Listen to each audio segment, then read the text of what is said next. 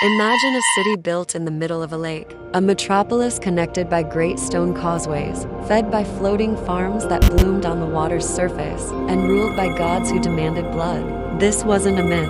This was Tenochtitlan in the heart of the Aztec Empire, a civilization that defied nature and worshipped the sun with terrifying devotion.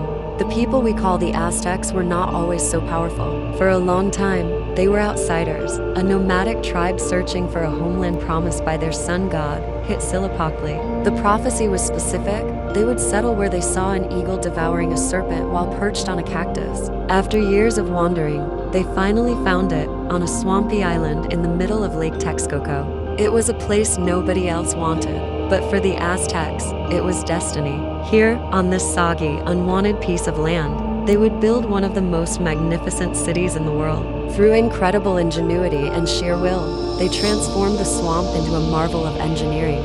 They created chinampas, floating gardens made of woven reeds and mud, which produced bountiful harvests year-round, feeding a population that swelled to hundreds of thousands. They built massive aqueducts to carry fresh water from the mainland into the city, and a complex network of canals served as the city's streets, bustling with canoes carrying goods to the great market of Tlatelolco. When the Spanish conquistadors arrived, they were stunned. In his letters, Hernan Cortés described a city that rivaled Venice or Constantinople, a perfectly organized urban world that seemed more like a dream than reality. They had never seen anything like it, but this glittering empire was built upon a dark foundation. For the Aztecs, the universe was a fragile and violent place. Their most important god, Huitzilopochtli, was not just the god of the sun, but also of war. They believed he fought a constant battle against the darkness of night. To give him the strength to rise each morning and keep the world from plunging into eternal darkness, he needed nourishment. This divine energy, called Chalchawat, was found in its most potent form in human blood and hearts. Sacrifice wasn't an act of simple cruelty.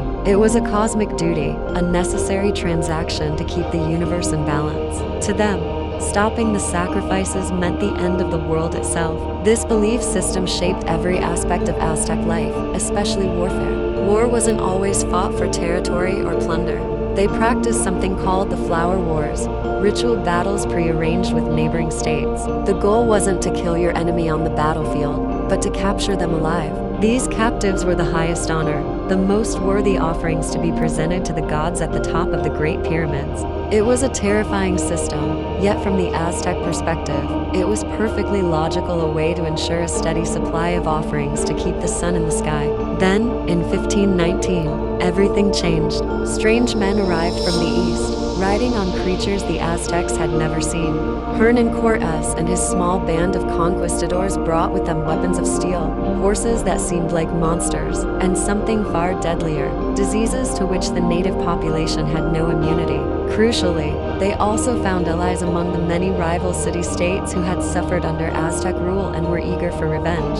As Tenochtitlan was ravaged by smallpox and besieged by a coalition of Spanish soldiers and native warriors, the Aztec gods remained silent. The sun they had fought so hard to sustain could not save them. After a brutal siege, the magnificent city of Tenochtitlan fell. The empire was shattered, its temples torn down, its people conquered. But the legacy of the Aztecs was not erased.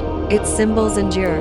Woven into the fabric of modern Mexico, the eagle and the serpent are right there on the national flag. The ruins of their great temple, the Templo Mayor, lie in the very heart of Mexico City, which was built directly on top of the fallen Tenochtitlan. The Aztecs were not monsters. They were a people of incredible resilience and genius, who built a city against all odds and tried, in their own way, to hold the sun in the sky. The story of civilization is one of empires rising and falling, each leaving its mark on the world. Next time, we journey to Southeast Asia, to a civilization swallowed by the jungle, where we'll discover a city of stone, water, and forgotten gods. Make sure you're subscribed so you don't miss our next chapter in world civilizations. Thanks for watching.